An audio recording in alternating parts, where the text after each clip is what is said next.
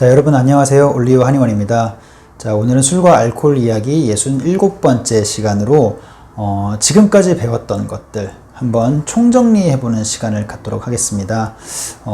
이 영상을 촬영하게 된 배경 계기는요, 일단은 우리가 지금까지 배웠던 것들이 여러 군데 산발되어 있기 때문에 사실상 뭐 한 번에 다 이렇게 종합적으로 다 볼 수 있으면 좋겠지만, 또 시간적 여유나 이제 상황이 여의치 않은 분들도 계실 수 있고, 또 하나는 술에 대한 정보, 알코올 질환에 대한 정보는 굉장히 많아요. 여기저기 많이 흐트러져 산포되어 있는데 잘 검색해서 잘 취합을 하면 뭐 양질의 좋은 정보가 되지만, 이것을 어찌 보면 처음부터 끝까지 좀 한눈에 한 번에 알아볼 수 있는 그런 내용을 어찌 보면 좀 방대할 수 있기 때문에, 다루는 인터넷상으로 우리가 흔히 일반인 분들이, 환자분들이 검색해서 찾을 수 있는 내용들이 좀 부족한 것 같고, 그런 것들이 잘 없는 것 같아서 좀 제작을 이제 계획하게 됐고요. 또 마지막으로는, 보통 이제 정보를 전달할 때 있어서 저희도 마찬가지지만, 보통은 치료자나 의료인이나 이런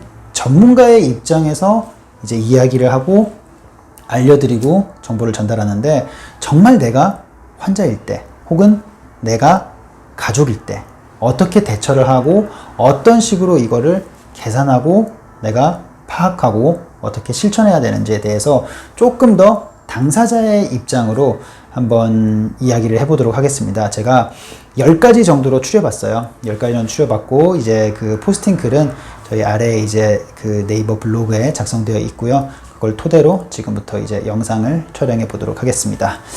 자, 첫 번째, 나는 중독자인가? 라는 질문입니다. 많은 분들이 궁금해 하세요. 사실 이 질문에 대해서 궁금해 하신다는 것 자체가 뭔가 문제가 있다는 뜻입니다. 문제가 없고 술을 마시지 않거나 마시더라도 문제를 일으키지 않는 분들은 전혀 궁금해 하지 않습니다. 뭔가 내가 중독자인가? 내가 중독자까지인가? 라고 궁금해 하시는 것 자체가 내가 이제 술에 대한 문제가 있다는 건데, 우리가 이제 이렇게 질문을 하고 이렇게 내가 궁금해 하는 이유는, 나는 중독자가 아니라는 전제와 아니기를 바라는 마음에서 이런 질문을 하게 되는데요. 중독자냐 아니냐는 어찌 보면은 그렇게 중요한 건 아닙니다. 뭐 중독자, 제가 옛날에 포스팅 통해서 중독에 대한 진단도 나름대로 객관적인 이제 설문과 데이터가 있지만, 어찌 보면 주관적일 수 있죠. 내가 문제가 없다고 생각하고 내가 그런 문제 해결의 노력 없이 이렇게 일상을 살아간다면, 그 사람이 아무리 제3자가, 전문가가 중독자라고 해도 그 사람의 치료나 개선의 여지는 전혀 없을 수 있는 거거든요.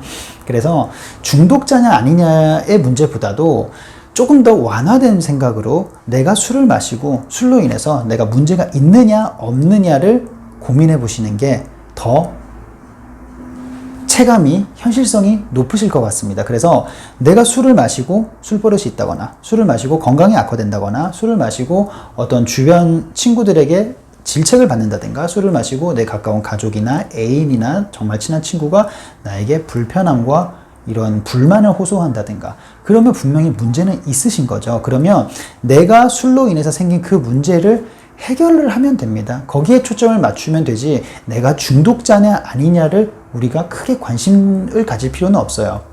자, 그러면 두 번째, 내가 중독자가 아니라는 생각 때문에 치료와 회복과 개선을 계속 주저하게 되고 더 미루게 됩니다. 왜냐하면 나는 중독자가 아니기 때문에 중독자만큼의 뭔가 사회적인 낙인, 그런 대우 혹은 또 그런 치료를 받지 않아도 된다. 중독자가 아니기 때문에 문제가 없다, 문제가 크지 않다, 그렇기 때문에 나는 별다른 노력과 치료를 하지 않아도 된다 라는 논리로 접근을 하기 때문에, 내가 중독자가 맞냐 아니냐에 대해서 굉장히 집착하게 되고, 그리고 그렇게 집착하게 된 심리는, 나는 중독자는 아니다, 그 정도로 심하진 않다, 그 정도로 심각하고 내가 문제를 일으키진 않는다 라는 데에서 출발하게 됩니다.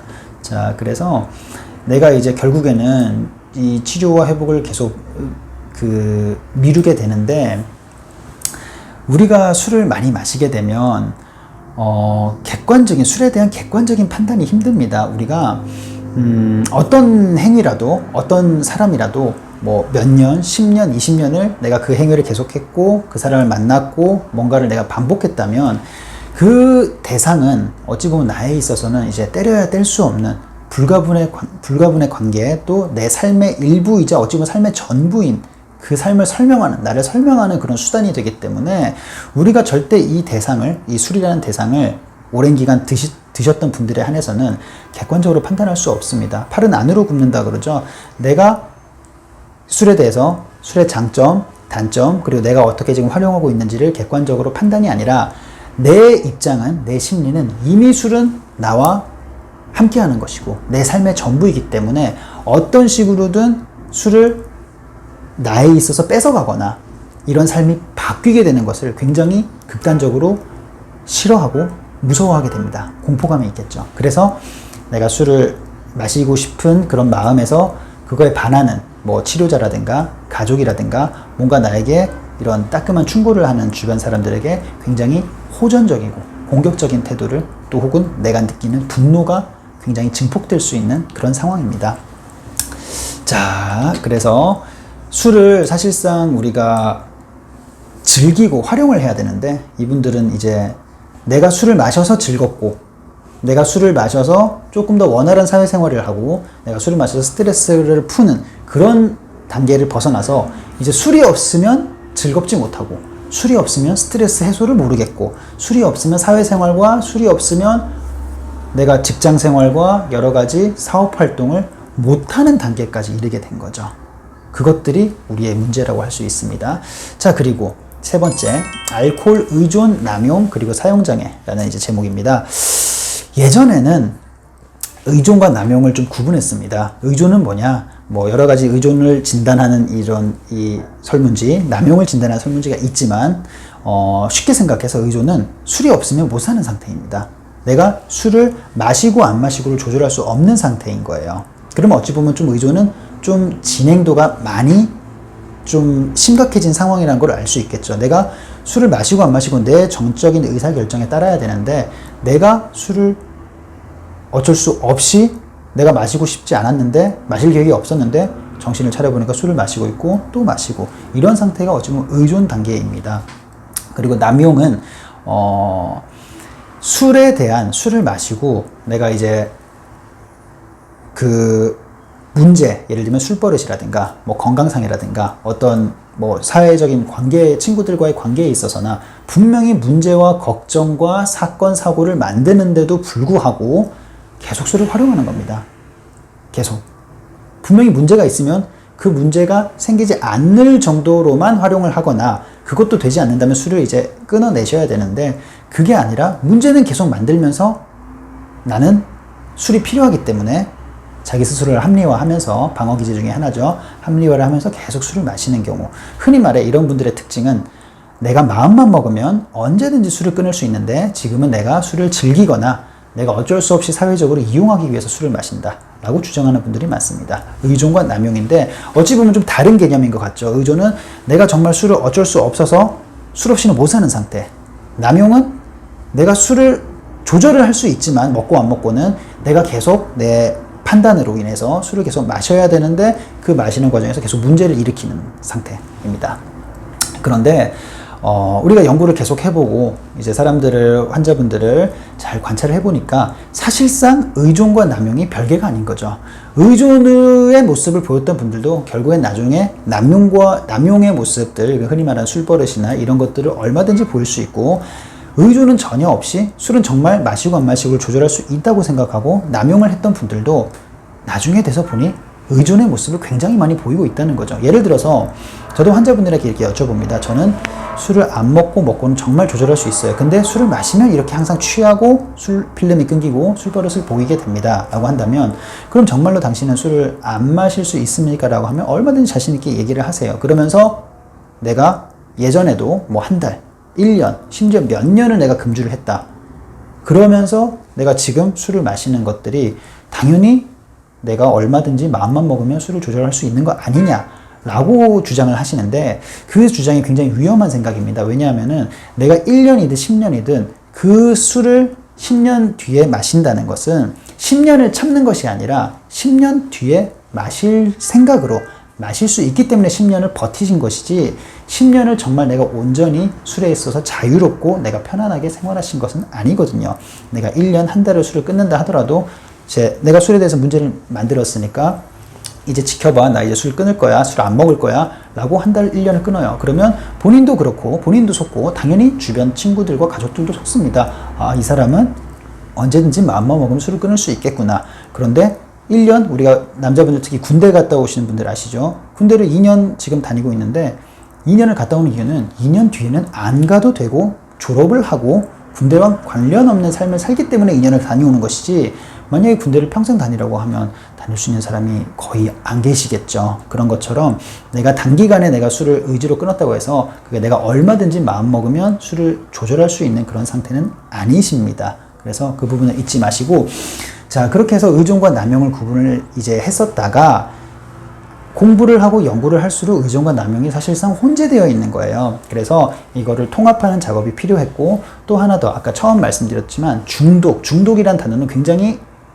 냉혹하고 굉장히 거부감 들고 굉장히 큰 덩어리의 단어이기 때문에 환자들로 하여금 내가 중독은 아니니까 치료까지는 괜찮을 것 같아, 필요가 없어 라는 안일함을 줄 수 있기 때문에 중독보다는 조금 더 듣기에 거북하지 않고 조금 더 원만하게 들을 수 있는 그런 이제 사용장애라는 단어를 선택해서 지금은 이제 알코올 사용장애라는 진단으로 우리가 흔히 예전에 지금도 알고 있는 알코올 중독이나 알코올 의존증, 이런 증상들을 이제 우리가 표현하는 진단법이 되겠습니다. 자, 그러면 이제 중요한 거 네 번째, 이렇게 알코올 사용 장애, 알코올 중독이 생긴 이유가 무엇인가요?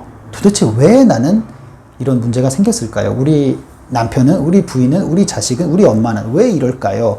라는 이제 궁금증이 생기는데, 사실 굉장히 복잡하고 굉장히 다양하고 굉장히 오랜 기간과 시간에 걸쳐서 일어난 현상과 결과입니다. 그래서 단순히 내가 술 몇 번 많이 먹고 술 자주 먹고 조금 술 먹고 실수하고 술 먹고 뭔가 사건 사고를 좀 몇 번 저질렀다고 해서 이 사람이 알코올 관련 사용 장애로 진단을 받거나 그런 상태가 되지는 않습니다. 그렇기는 쉽지는 않고, 우리가 어찌 보면 어릴 때부터, 심지어 그 태어나기 전부터 분명히 유전이란 게 있습니다. 그래서 부모님이 술을 많이 드시고 즐겼던 분들은 자녀분들이 그런 경향을 띌 가능성이 굉장히 높아집니다. 그래서 술에 대해서는 유전도 있고 어릴 때 가정 환경, 우리가 이제 여러 가지 정신 분석학이나 흔히 이제 프로이트 잘 아시는 그런 분들의 이론이나 이런 거에 따르면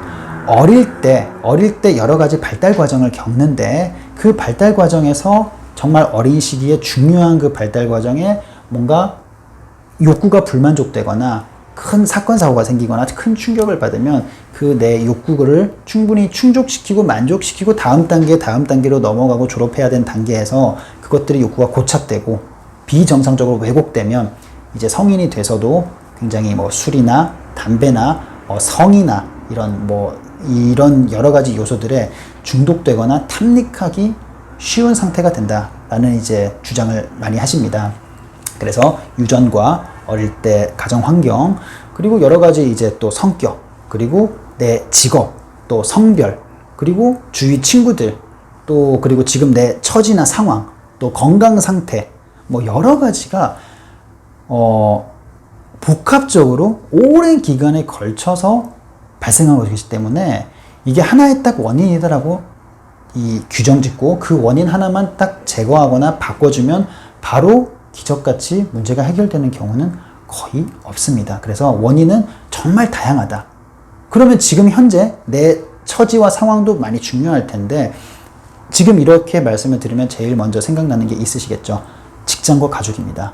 내가 지금 또 술을 마시는 거는 어린 시절부터 가져온 여러 가지 이 영향도 있지만, 지금 현재의 가족 상태와 가정의 분위기, 그리고 직장 상태, 직장의 분위기도 굉장히 중요한 역할을 합니다. 그런 차원에서 가족들도 내가 술을 마시기에 뭔가 잘못을 했다거나 뭔가 내가 술을 더 종용했다기보다는 의도적으로 그 상황이, 내 존재가, 또 나와의 관계가 이 사람으로 하여금 술을 계속 마실 수밖에 없는, 누구나도 그런 상황에서 태어나고 자라고 학교를 다니고 직장을 가지고 이런 가족을 형성하고 가정을 이렇게 했다면 술을 거의 마실 수밖에 없었던, 의지의 문제가 아니라 누구나 그 상황이 되면 그럴 수밖에 없었던 것이죠.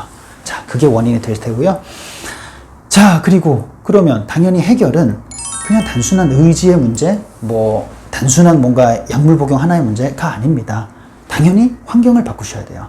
기존까지 살아온 뭐 유전과 태어난 부모, 뭐 어릴 때 과거 이런 것들은 바꿀 수 없겠죠. 그러면 우리가 바꿔야 되는 거는 지금부터의 현재와 미래입니다. 그럼 그 상황을 바꾸셔야 되는데, 우리가 술을 마신 이유는 다양합니다. 외로워서 마시고, 잠이 안 와서도 마시고, 재밌어서 마시고, 일 때문에 마시고, 직장 상사가 먹으라니까 먹고, 뭐 여러 가지 다양한 원인이 될 수 있어요. 근데 그런 원인이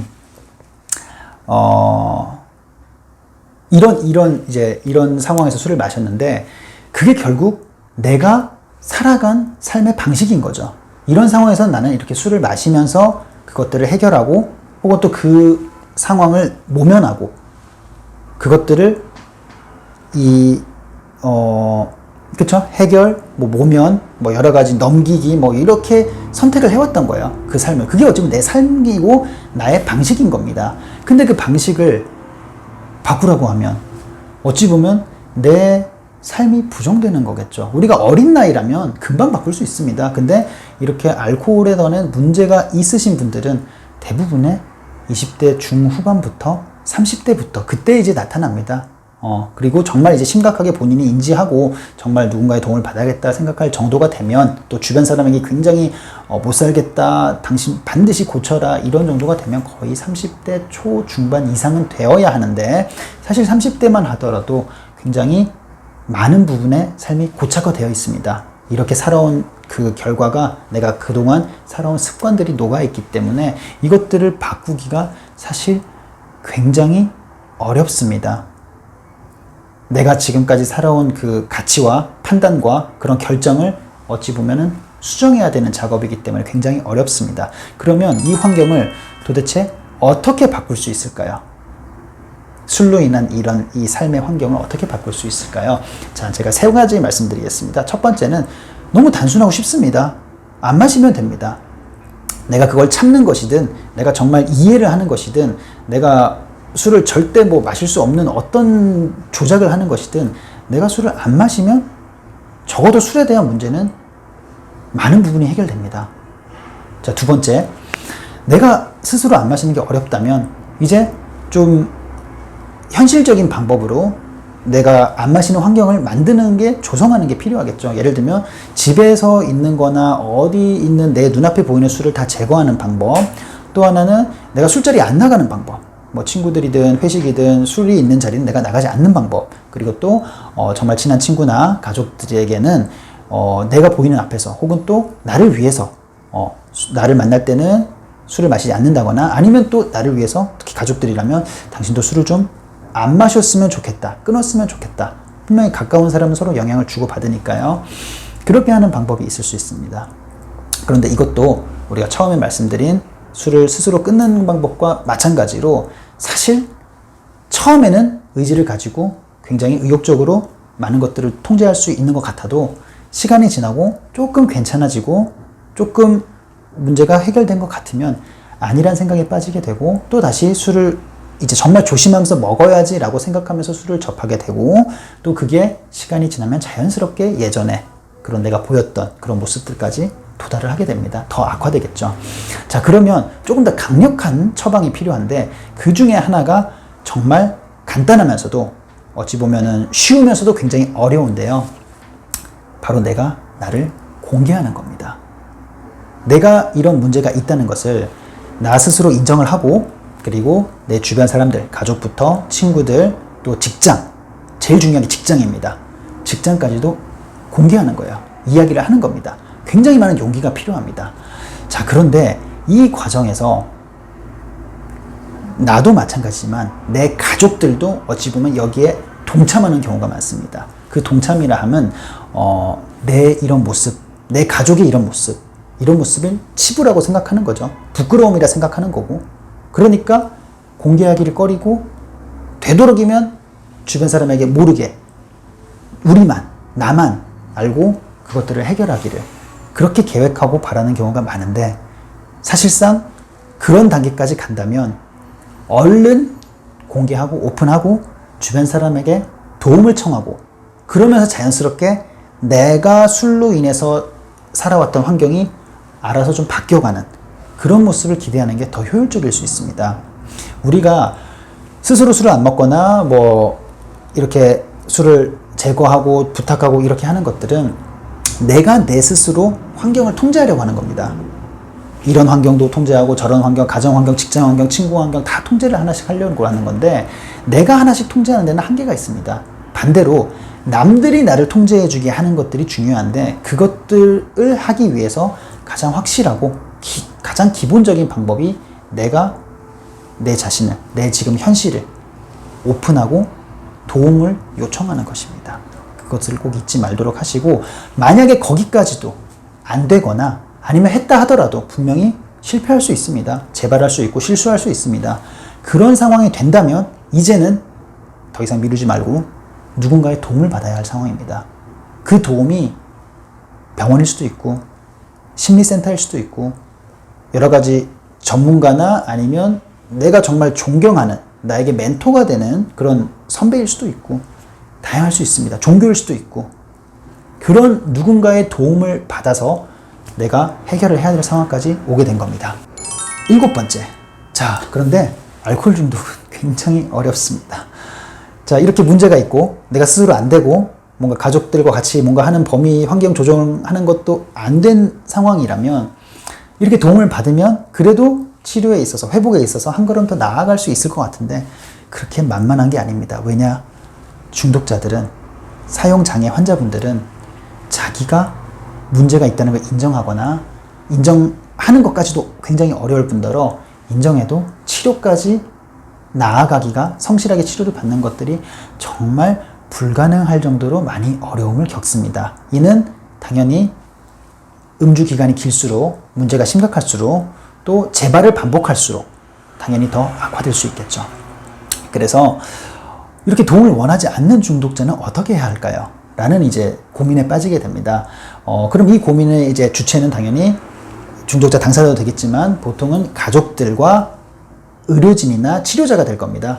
자, 우리가 아까 원인을 말씀드렸죠. 그냥 단순히 한 번의 사건과 사고와 어떤 계기가 이런 알코올 사용장애에 정말 이 중독까지 만들게 되는 경우는 거의 없습니다. 오랜 삶에 걸쳐서 오랜 기간과 복합적으로 이제 결정된 것이기 때문에 일단은 굉장한 인내심이 필요합니다. 인내심과 첫 술에 배부를 욕심을 부리지 마시고 차근차근, 지금 당장 치료를 희망하지 않는다면 치료를 희망할 때까지 가족들이 할 수 있는 일들, 또 치료자가 할 수 있는 일들을 열심히 성실하게 해나가시면 됩니다. 그렇게 해서 정말 정말 스펙트럼이 다양한데, 어떤 분은 병원에 오시거나 어떤 센터에 가셔서 혹은 또 단주 모임에 가셔서 바로 뭔가 각성을 하고 한두 번 이야기를 듣고 내가 한두 번 치료를 받고 나아지는 경우도 계십니다. 근데 대부분의 분들은 그러기가 힘들겠죠. 그래서 내 상황에 맞게 차근차근 한 단계 한 단계씩 그렇게 발전해 나가는 그런 과정이 필요합니다. 자, 그러면 이런 이제 여러 가지 병원과 센터와 여러 가지 모임들, 이런 거에서 어떤 도움을 받나요? 결국에는 문제는 우리의 몸과 마음입니다. 몸은 뭔가에 굉장히 탐닉해 있는 상태죠. 비정상적으로, 후천적으로 이제 학습과 선천적인 유전을 더해서, 그리고 굉장히 취약해진 상태입니다. 우리가 건강해진 상태는, 건강한 몸은 변화는 일단 스트레스를 유발합니다. 그 유발되는 변화에 굉장히 능동적으로 그래도 적응을 하면서 기꺼이 변할 준비가 되어 있습니다. 그런데 건강하지 못하고 항상 피곤하고 항상 짜증나고 항상 우울하고 잠도 잘 못 자고 소화도 잘 못 시키고 이런 분들은 변화를 굉장히 싫어합니다.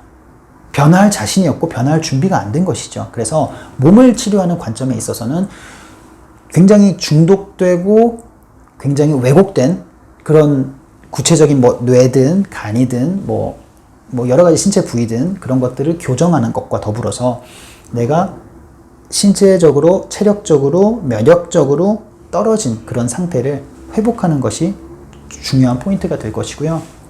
마음으로서는 내가 이런 술에 대한 판단, 그리고 내가 잘못된 판단을 하고 있죠. 왜냐하면은 나는 술에 대해서 객관적일 수 없습니다. 10년, 20년, 30년 동안 술 없이는 지내지 않았기 때문에 술은 나의 삶의 전부가 되어버린 거죠. 그리고 그 술과 더불어서 내 삶의 선택들이 굉장히 왜곡돼 있고 편협돼 있고 굉장히 좁아진 경우가 많습니다. 이런 경우를 예를 들 수 있겠죠. 술 없이 어떻게 살아요? 술 없이 그게 돼요? 술 없이 사회생활이 가능한가요? 술 없이 재미가 있나요? 이런 굉장히 왜곡된 자기 자신의 경험과 자기 자신의 그런 상황이 아니면 모두가 잘못된 거고 그럴 리 없다 라고 이제 눈과 귀를 닫아버리는 그런 모습들이죠. 그런 마음을 우리가 치료를 하는 것인데, 이 몸과 마음은 정말 밀접하게 연관되어 있습니다. 아까 우리 의존과 남용이 밀접하게 연관되어 있는 것처럼 몸을 치료하고 몸이 개선되면 마음도 알아서 따라오는 경우도 있습니다. 반대로 마음을 치료하고 마음에 대한 각성을 얻고 교육을 받으면 몸도 마음이 의지로 조금씩 이끌어서 몸을 더 회복시키는, 우리가 어쨌든 술만 안 마시면 몸은 더 좋아지는 건 당연한 거니까요.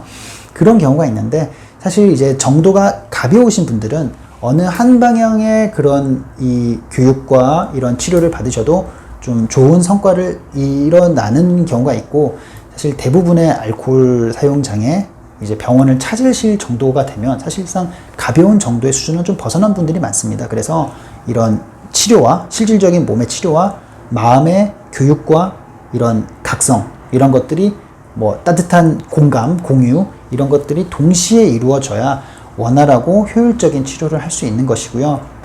특히나 몸치료는, 그러면 몸치료는 어디서 하느냐? 당연히 병원에서 하겠죠. 우리나라에서 병원은 이제 흔히 의원, 의학적인 의원, 한의학적인 한의원, 뭐 한방병원 포함해서요.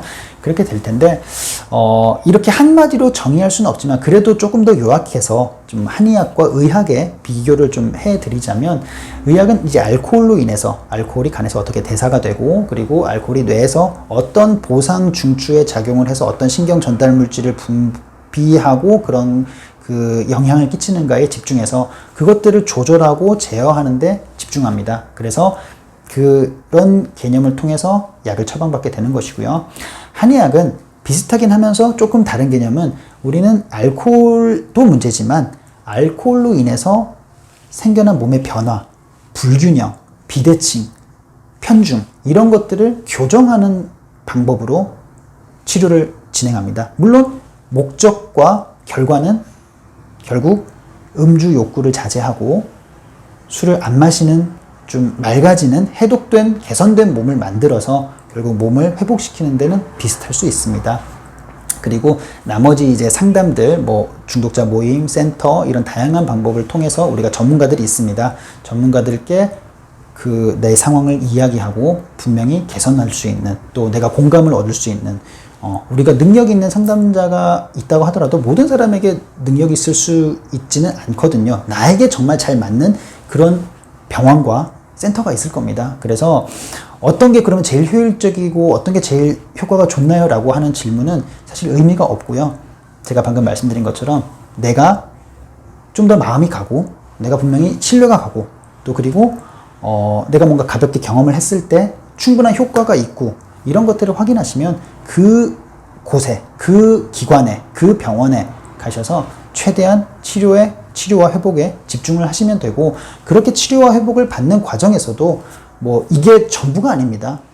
또 다른 사람들과 다른 지인들과 다른 전문가들과 접할 기회가 있어서 다른 모임을 갈 수도 있고, 다른 병원을 한번 소개받아서 갈 수도 있고, 얼마든지 그 크게 벗어나고 어긋나지 않는 범위에서 병행할 수 있는 겁니다. 그래서 가끔 극단적으로 어떤 의료기관이나 어떤 센터나 어떤 이제 치료 자체를 배척하는, 이제 우리가 그 단주 모임 같은 경우는 극단적으로 가시는 분들은 치료 자체를, 병의원 치료 자체를 배척하고 이건 결국 의지와 뭐 나의 그런 문제다 라고 생각하시는 경우도 있습니다. 반대로 물론 병원에서도 병원 이런 이 나머지 센터나 상담이나 이런 것보다는 정말 몸의 치료가 더 필수적이다라고 주장하는 경우도 있겠지만 제가 드리고 싶은 말씀은 나에게 도움이 되고 내가 여건이 되면 다양하게 다방면으로 섭렵하고 도움을 받는 게 가장 좋습니다. 자, 마지막 9번째.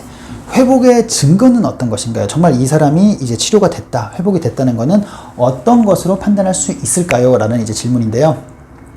자, 회복은 1차는 당연히 어떤 기간 동안에 뭐 몇 개월이면 몇 개월, 몇 년이면 몇 년, 이 기간 동안에 술을 안 마시고 내가 성실하게 어떤 행위와 치료에 임하는 것이 첫 번째입니다. 그런데 이것이 됐다 하더라도 아까 제가 말씀드린 것처럼 내가 몇 개월 술 끊었어, 스스로 노력해서 끊었어. 이게 내가 정말 진정으로 내 몸이나 내 마음을 컨트롤해서 술과 자유로운 존재가 아니라 내가 몇 개월을 끊은 이유는 몇 개월 이후에 술을 마실 거기 때문에 그 기간에 참은 거고, 우리가 술을 치료 기간 동안에 안 먹었다 하더라도 그냥 이제는 치료고 나는 이제 술을 마실 수 없고 이제는 집중해야 되고 이렇게 하니까 그냥 그 기간만 일단 버티는 생각으로 그 기간을 안 마시면 자연스럽게 해결이 되겠지 라는 생각으로 술을 이제 치료를 받았다면 사실 그 이후에 재발을 할 가능성이 굉장히 높습니다. 알코올 질환에 특히나 재발이 높은 확률로 재발이 일어나고 있고요.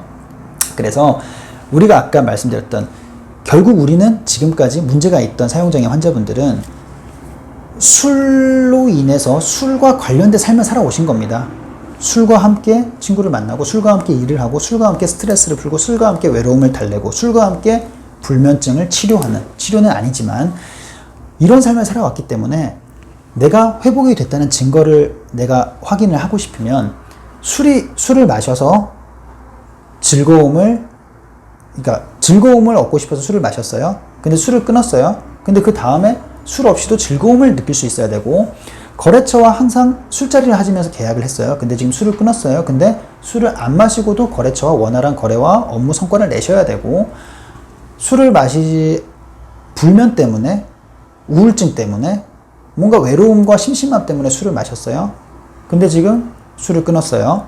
그러면 술을 안 마시고도 잠을 잘 자고 내가 건강한 건전한 내 몸에 맞는 취미 생활을 잘 찾고 영위를 하셔야 그게 정말 회복에 많이 가까워지는 것이지, 기간 동안 치료는 끝났는데 술은 안 마셨는데 업무는 망가져 있고 친구들은 다 멀리 떠나버리고 여전히 심심하고 외롭고 잠은 못 자는데 일단 이 기간 동안 술은 안 먹었으니까 성공했어요. 이제 그래도 괜찮아지겠지요.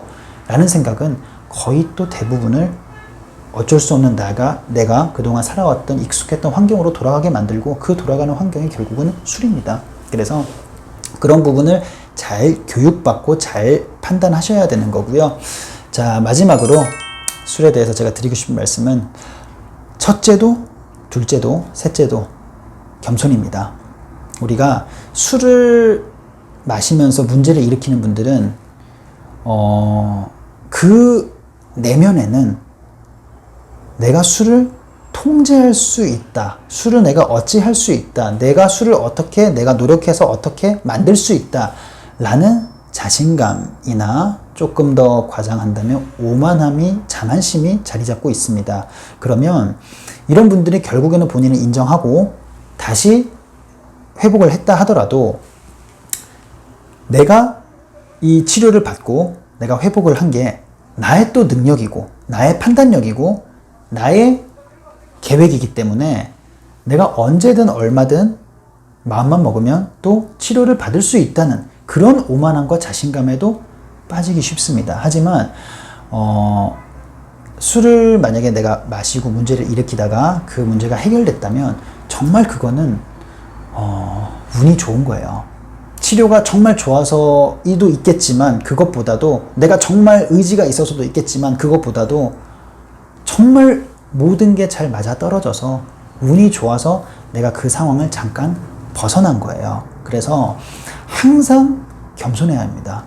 술을 내가 어찌할 수 있고 내가 얼마든지 술을 통제할 수 있다는 생각은 굉장히 무모하고 현명하지 못한, 합리적이지 못한 생각이십니다. 특히나 이거는 술을 지금 문제없이 드시고 계신 분들에게도 해당되는 말입니다. 술은 내가 내 의지로 통제할 수 있는 것이 절대 아닙니다. 왜냐하면은 의지는 내가 맨정신일 때 의지가 내 의지입니다. 근데 술을 마실수록 내가 아닌 사람이 됩니다. 적게든 많게든. 그래서 술을 마시면서 내가 의지로 뭔가 조절할 수 있다는 건 굉장히 위험하고 오만한 생각이라는 거 다시 한번 명심하시고, 정말 운 좋게 내가 문제를 잘 해결하고 회복을 하고 술을 금주를 성공하고 단주를 성공한 분이라 하더라도 항상 겸손하면서 내가 내 남은 삶을 잘 살아가시는 게 정말 중요하고, 제가 마지막으로 정말 드리고 싶은 말씀입니다. 자, 오늘은 여기까지. 이제 10가지에 대해서, 물론 못 드린 말씀도 많습니다. 하지만 그래도 술에 대해서 우리가 환자분이나 아니면 가족분들이, 또 관심 있는 분들이 그래도 한번 종합적으로 내가 좀 이해하는 그런 그 기회가, 이런 뭐라고 하죠? 그런 영상이 그런 이제 포스팅이 됐으면 좋겠고요. 여러분들 감사합니다.